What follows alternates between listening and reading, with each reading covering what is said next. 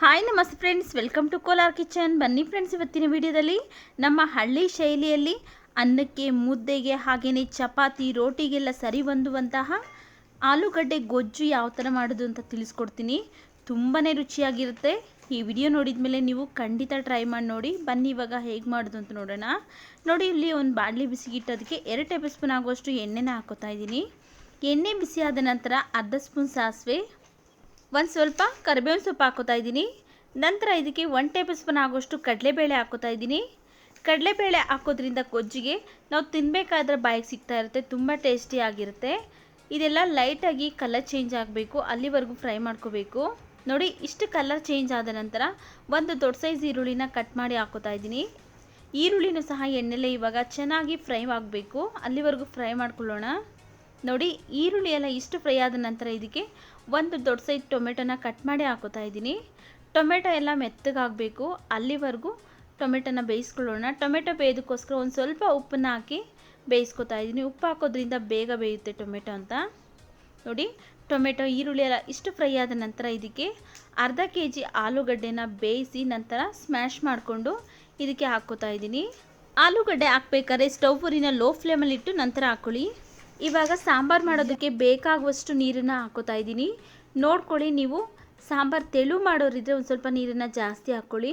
ಹಾಗೆಯೇ ಗಟ್ಟಿ ಮಾಡೋರಿದ್ದರೆ ಒಂದು ಸ್ವಲ್ಪ ನೀರನ್ನು ಕಡಿಮೆ ಮಾಡ್ಕೊಳ್ಳಿ. ಚಪಾತಿಗೆಲ್ಲ ಮಾಡ್ಕೊಳ್ಳೋದಿದ್ದರೆ ಒಂದು ಸ್ವಲ್ಪ ನೀರನ್ನು ಕಡಿಮೆನೇ ಇಟ್ಕೊಳ್ಳಿ.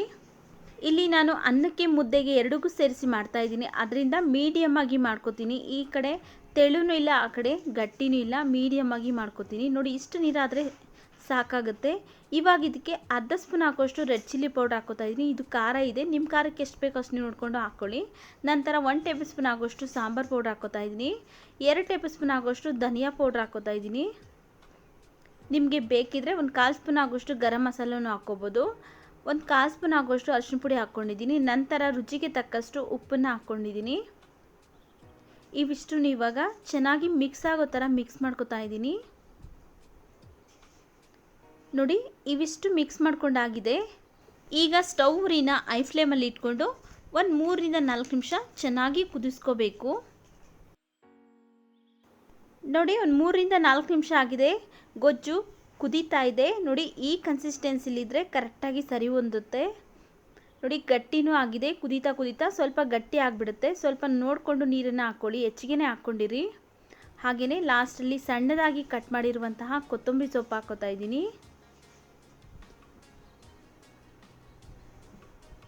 ನಂತರ ಇದಕ್ಕೆ ಒಂದು 2 ರಿಂದ 3 ಸ್ಪೂನ್ ಆಗೋಷ್ಟು ಹಸಿ ಕಾಯಿ ತುರಿ ಹಾಕೋತಾ ಇದ್ದೀನಿ. ಕಾಯಿ ತುರಿ ಆಪ್ಷನಲ್, ಬೇಕು ಅಂದರೆ ಹಾಕ್ಕೊಳ್ಳಿ, ಬೇಡ ಅಂದರೆ ಸ್ಕಿಪ್ ಮಾಡ್ಕೊಳ್ಳಿ.